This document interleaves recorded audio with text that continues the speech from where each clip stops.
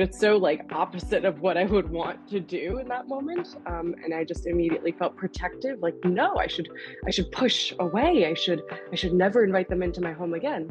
And it's the same thing that happens when I feel certain uncomfortable emotions, like anger. I don't want anger to hang out in my house, in my body. That she wanted to jump off of absolutely every surface. And when she would sink for a second.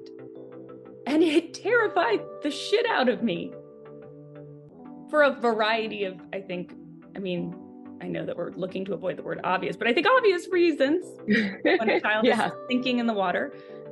Your favorite phrase of all time, you've got a what to what? Name it to tame it. That's right.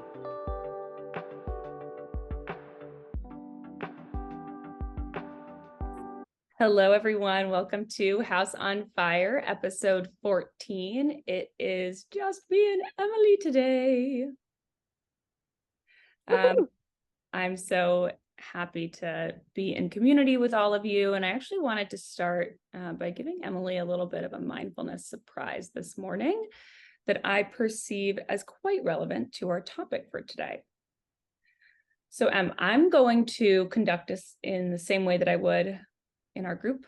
I'm going to read something to you, and I want you to notice any thoughts, emotions, physical sensations, judgments that come up.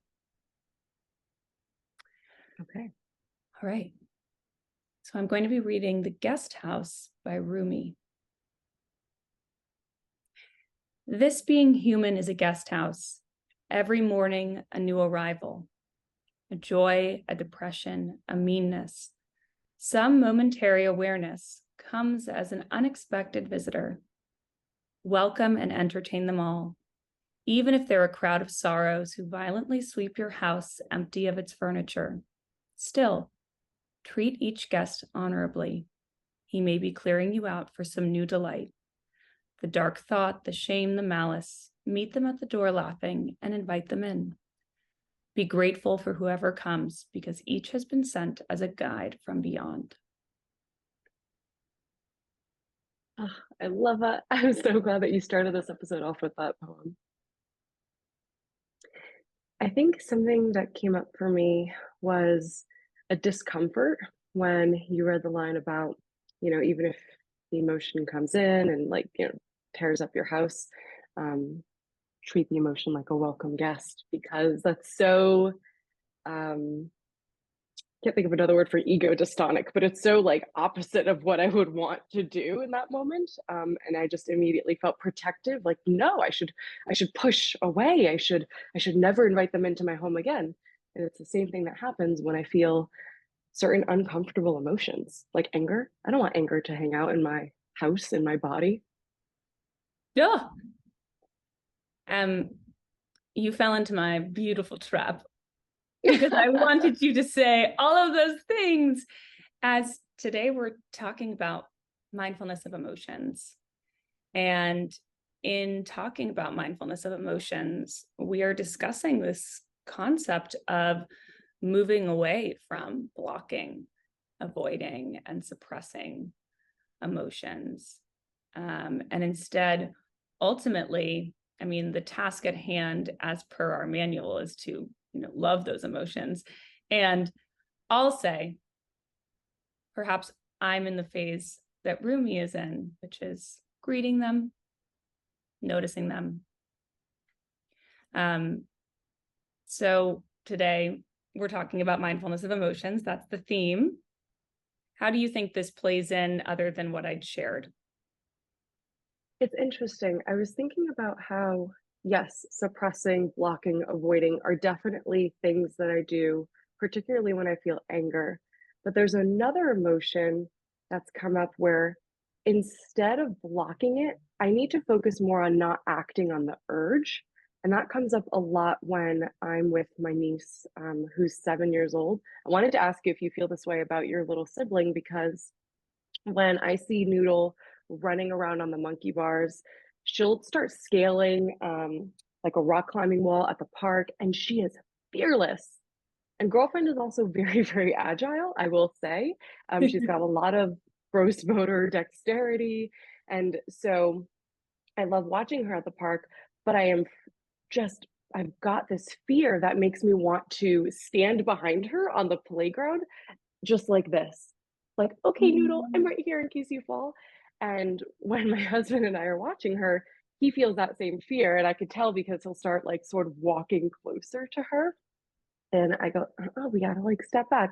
So it is so hard to be mindful of that fear and Mm. notice it and say, hey, I see you here. I know why, I get why you're here, and I'm not gonna act on you. Oh, it's Mm. the hardest thing.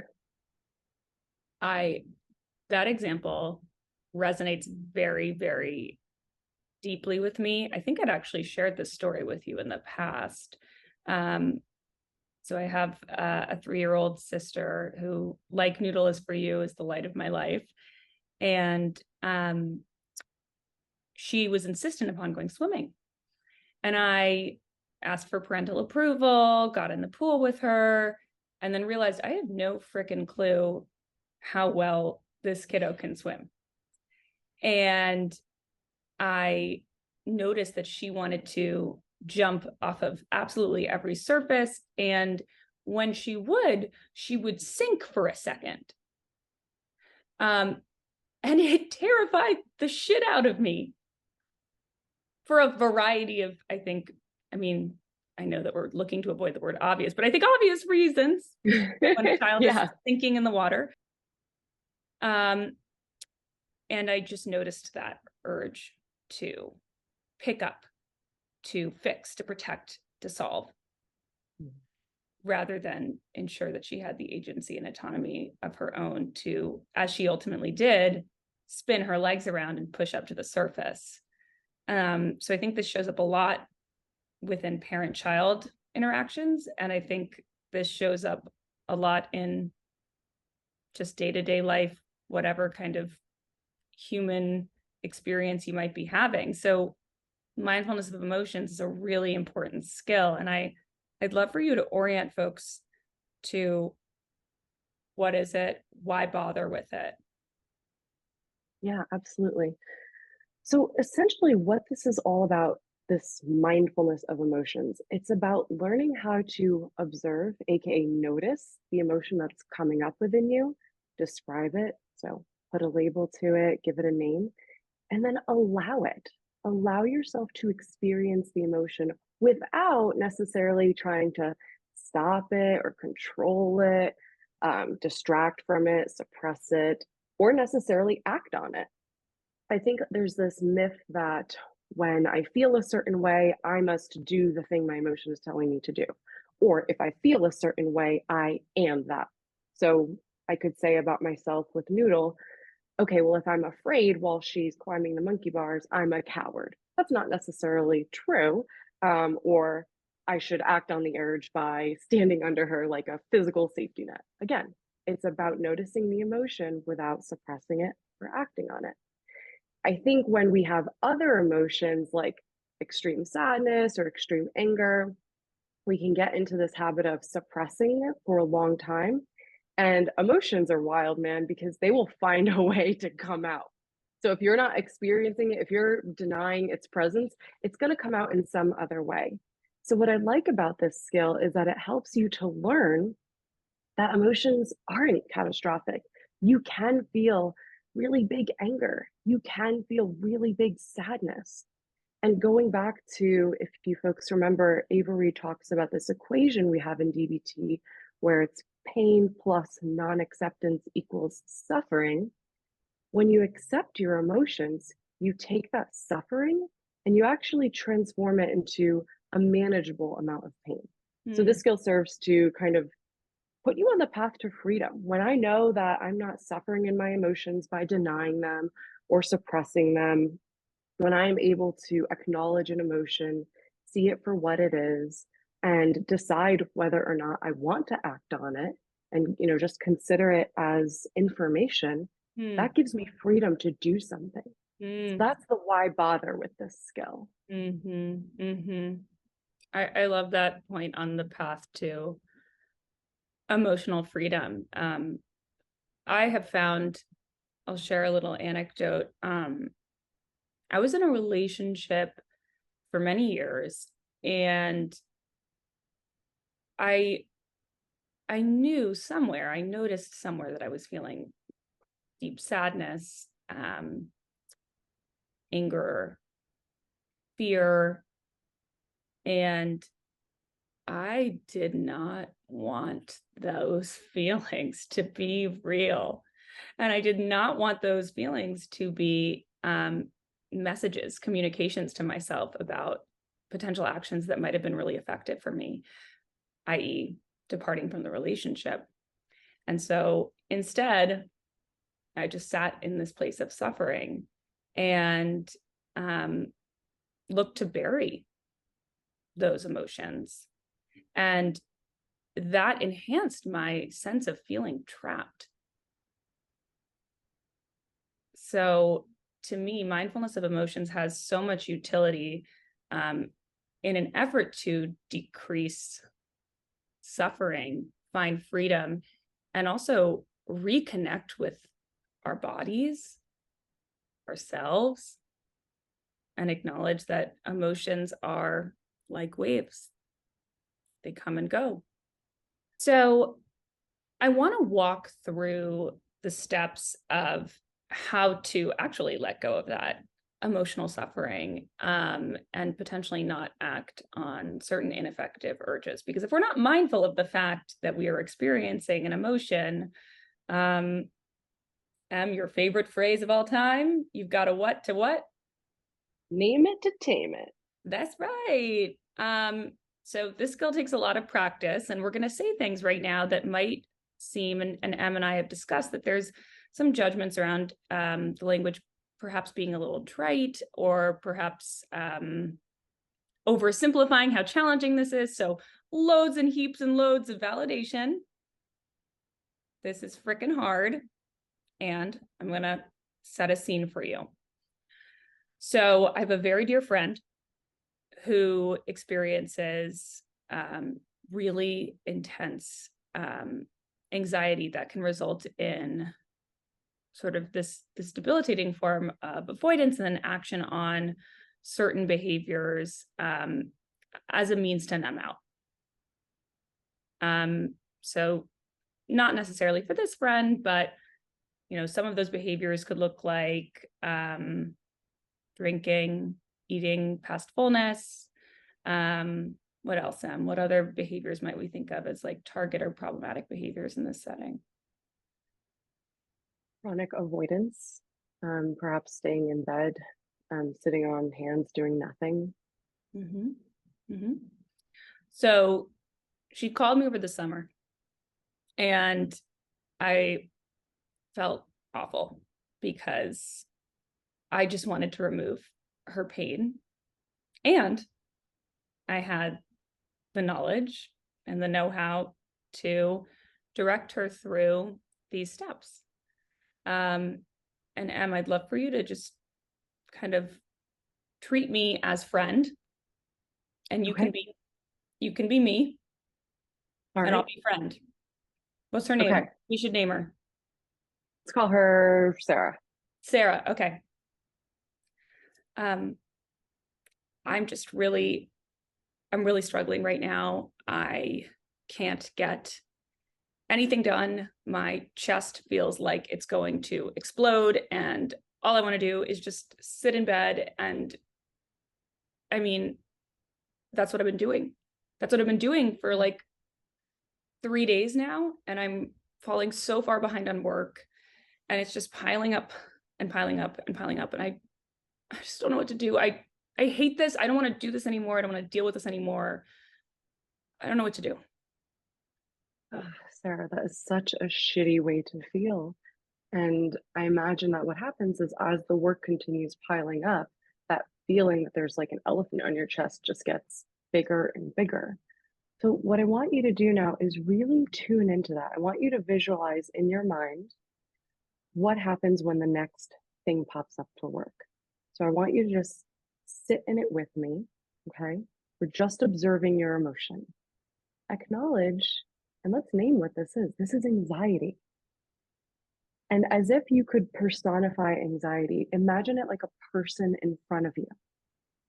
What I want you to do now is take a step back, unstick yourself from the anxiety. And I want you to envision now that the anxiety is kind of like a wave coming up in your body and going, right?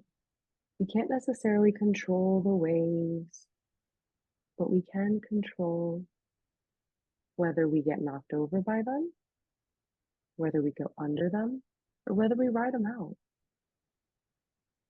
And that's what we're doing, keeping your balance, just noticing the anxiety and allow it to enter you right now.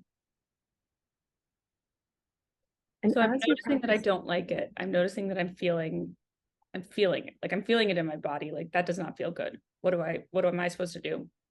where are you feeling it in your body?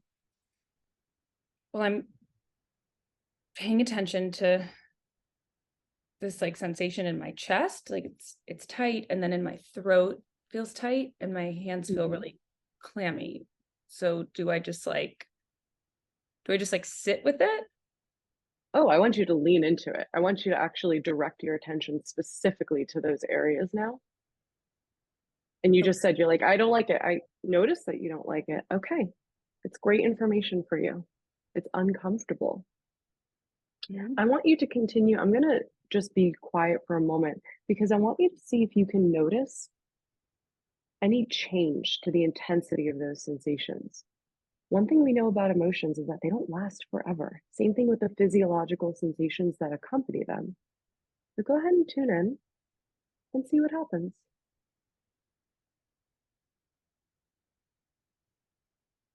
So in this theoretical situation, I would notice that I'm Mhm. not gonna say that. I'll go back to role playing. Okay. So noticing that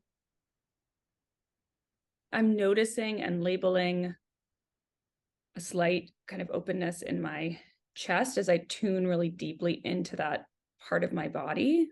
And I actually Mhm. put my hand on my chest, um, just to kind of self soothe a little bit with touch. Um, and it does feel like it's going down a little bit. Yeah, a little bit, right? And so some level of anxiety is probably helpful and productive for you.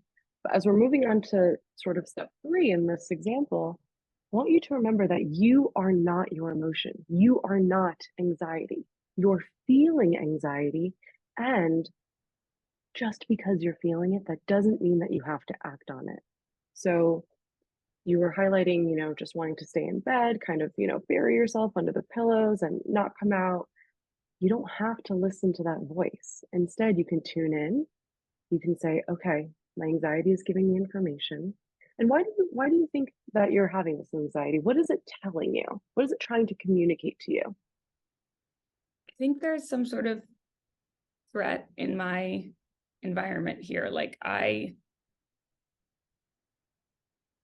I'm having the thought that if I don't do everything right all the way 100%, that it's not worth it. Okay.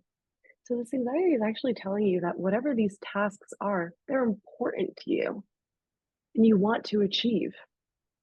That makes sense. This is where you can thank your body for the experience of anxiety because, again, if you have a little bit of that, that's going to be motivating, right? There's this famous example in psychology called the Yerkes-Dodson curve. And so, what it shows us is that when people are performing a task, there's something called an optimal level of anxiety that we want to have, not too little. What would you feel if you had no anxiety? Would any of these things get done if you had level 0 anxiety? I don't think so. No, you'd I be don't like, think fuck so. it. Yeah. Yeah. Yeah, you'd be like, I don't care. I don't care if it gets done or not. That's level 0. If you have level 10 anxiety, it's overwhelming to the point where you're now incapable of doing the things because you're overwhelmed by the emotion. So we don't want to go level 0. We don't want to go level 10. Again, it's all about dialectics. So we want to find that balance of, okay, this is enough anxiety to motivate me. I can respect the fact that it's here, and I'm still steering the ship. I decide what I get to do. And that's how you gain freedom. Emily, I think what's challenging is like there's this added component to it, which is I'm having some judgments about the fact that I'm having anxiety at all. So, what am I supposed to do about that? What exactly is your brain saying? You're telling me that you're having judgments. Give me the thought. What's the sentence? I shouldn't have anxiety about work. I shouldn't be this way. I shouldn't experience things so intensely. Hmm. Maybe you shouldn't be wearing that yellow shirt. Maybe you shouldn't live in the city. Do you like your yellow shirt? Yeah, Do you like your place in the city? I love it. Do you like feeling uncomfortable with the amount of work that you have? No. No. So what I just noticed is you only said I shouldn't do XYZ because you didn't like something. Mm. And that's really, really common, right? So what I'm doing here is I'm being a little jokey and I'm kind of extending that line of thought. Just because it's uncomfortable, it doesn't mean that you shouldn't. You are.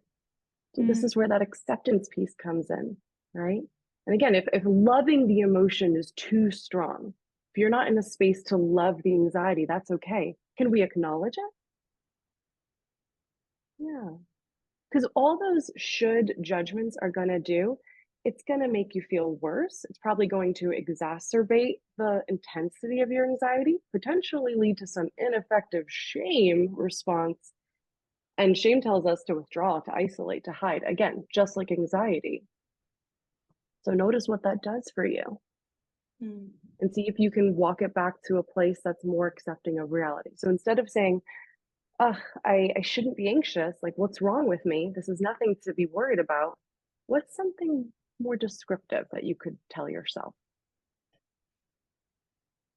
I'm feeling anxious because I have a lot of work to do and I think that makes sense. Like maybe some self-validation too, like telling myself that this makes sense. Yeah, not question mark, exclamation point. All things have a cause. We don't always know what the cause is, and it's not for us to judge the cause. It's for us to recognize all things do have a cause. Your anxiety, there's a rationale behind it. As you said, you've got a lot on your plate. Frankly, I can imagine that a lot of people who have a lot on their plate would experience some intense anxiety as well. So giving yourself that beat, I think, is going to give you the freedom to, again, respect the emotion, welcome it in, and not try and shove it out or distract or numb away from it. Because again, you don't want to have zero anxiety.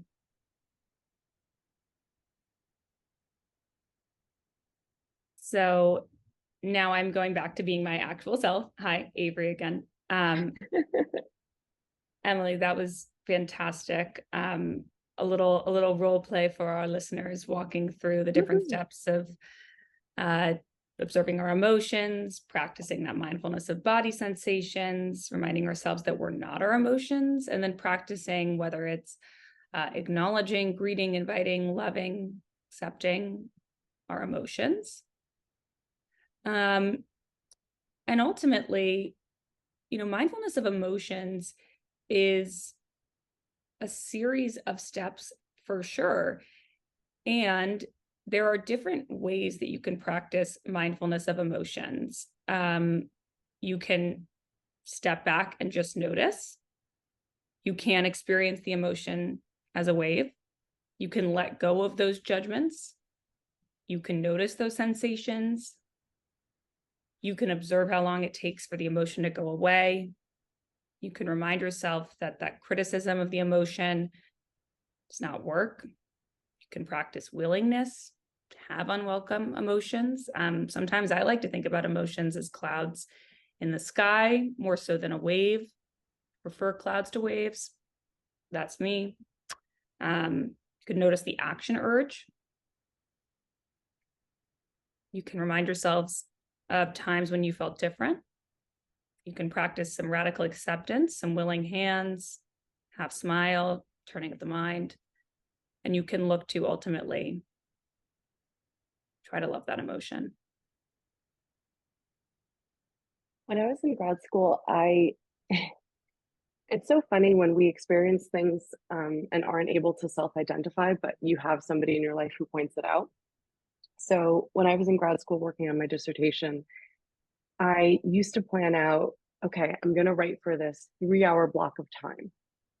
And I noticed, this would be on like Sunday mornings. And what would happen would be maybe an hour and a half in, maybe 2 hours in, I'd start to get a little bit tired and a little bit distracted, and I'd start feeling a little disappointed and a little bit hopeless about my paper. And for some reason, I wouldn't let myself take a break. I had this very rigid thought that, well, I said I was going to work from 9 to 12. It's only 11, so I have to keep going. I was telling one of my girlfriends about this, and she said, what if you just listened to your body instead Mm, of judging yourself? mm, Right?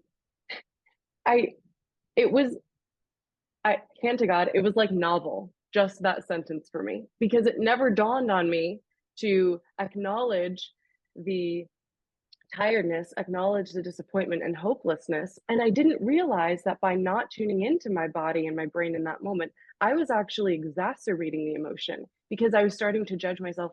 Why can't I just power through? Why can't I just keep going? It's not a big deal. It's just a paper. And mm. all of those judgments And and that, self-invalidation. Ah!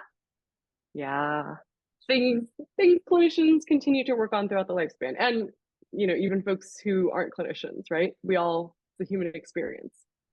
Um, but seriously, when she said, what if you just listened to your body? There was something so revolutionary about that. And Mm, so now when I'm working, I do tune into my body. I tune into when I'm starting to feel like I need a break. mm, Um, I honor that. If I am feeling sad or hopeless, even if I'm feeling angry, when I feel angry, my heart starts to pound really, really hard, and I get like my throat closes up. And so something I've done is I'll practice just focusing my attention on my heartbeat or on my throat. Um, and I'll look at the time and say, okay, it's 10 a.m. Let's see how long it takes for it to go down. And if my brain starts to wander, I'll notice if that changes my emotion at all. And I'll just bring it back to the tempo of my heart and the mm. feeling in my throat. And it does go down. It eventually does. I It think eventually, yeah, we get we so can scared of survive our it. emotions. We can. I don't think we always think that we can. And the truth is, I've survived every emotion that I have felt in the 30 plus years of my life, um, even really intense ones. I remember having a complete and total breakdown at Bank of America, like something like 7 years ago, because I had I was doing that rigid time planning thing and I had everything very scheduled. And when I got to the bank, it was closed. I kid you not, on the New York City asphalt, I crumpled like a potato chip Oh, and I just broke down crying. Um, and here I am. It was intense sadness and I survived it.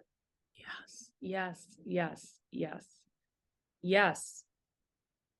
First, I was afraid, I was petrified. Kept thinking I could never live without you by my side.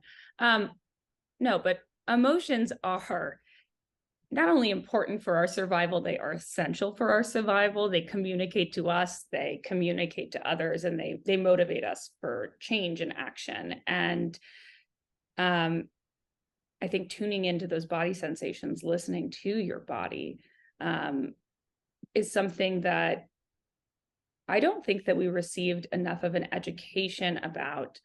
Um, I mean, there's a lot of things that we may not necessarily have received a lot of an education about when it comes to our own mental health and well-being. And if we think more dialectically, if we acknowledge what we're experiencing, if we honor what we're experiencing, it will pass. Because if we don't, it's going to come the fuck back. Because as Emily has said to me in the past, and I think it's so very true, emotions love themselves. And it's going to result ultimately, after a long time of suppression, as some form of an eruption. And I think that this skill is something that's really challenging. And I recommend that all of our listeners and that Emily and I continue to practice,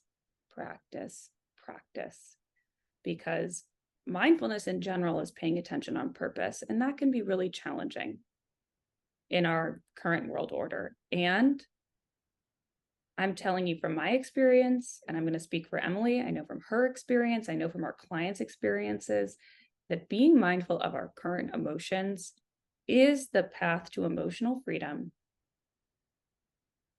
And it takes a heap ton of practice. So with that in mind, my dear, what's our homework assignment?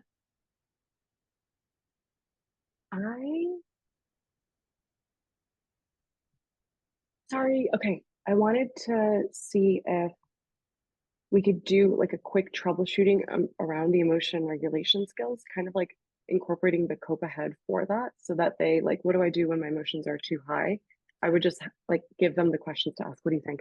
Can we do managing extreme emotions and troubleshooting as a separate episode? Another one that's Oh, just yeah. of us. Oh, yes. Yes. I only want to do that because I feel like we could I don't know why I typed that, but I just fear. Mm-mm. Yes. Yep. No, I think that's great. I just want to pull up give me 10 seconds to pull up the sheet because I don't actually know what the homework is for this. Please. Okay. Dun, dun, dun, dun, dun.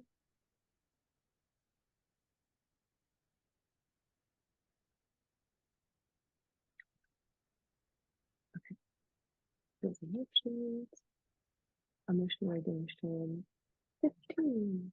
Dun, dun, dun, dun, dun. Tolerance index.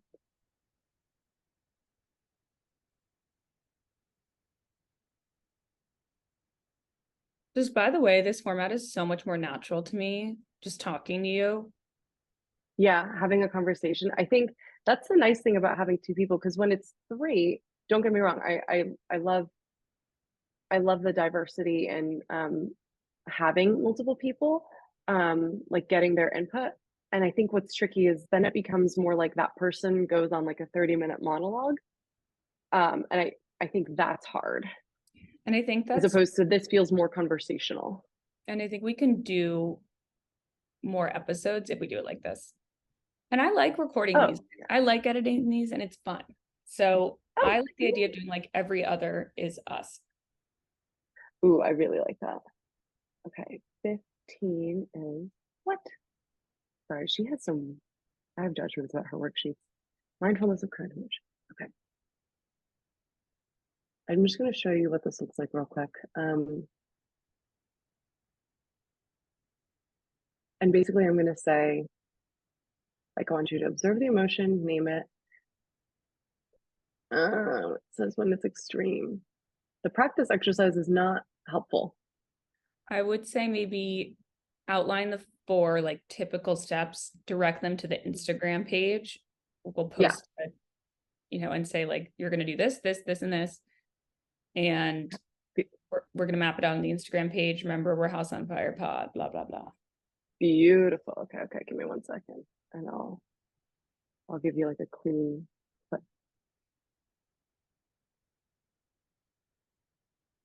Okay, so for homework, I want you to practice the different steps of mindfulness of current emotions. Over the next week, pick an emotion to observe. So notice it, name it to yourself, Even go ahead and rate the intensity. The idea is simply to acknowledge its presence, get unstuck from it, right? So unglue yourself from the emotion. You can also practice awareness of body sensations. So just jot down any physical sensations that you have. If it's tightness, if it's heart pounding, temperature. Make sure to tune into those physical sensations. Remind yourself that you do not have to act on the urge. You do not have to suppress the emotion if it is uncomfortable. You don't have to bury it. So continue to practice observing it and see if you can get to a place of, if not loving the emotion, respecting why it is here. And we are going to post a little graphic on our Instagram. Remember, we are House on Fire Pod, so you can check it out for more details. Emily, this was a great way to start my morning. And I am grateful for your friendship, for your collaboration. And I know that this is a space that is both really fun for Emily and I, and also a space that we hope is useful and effective for all of you. So please let us know if you have any thoughts or feedback, and we look forward to seeing you very soon. See you next time.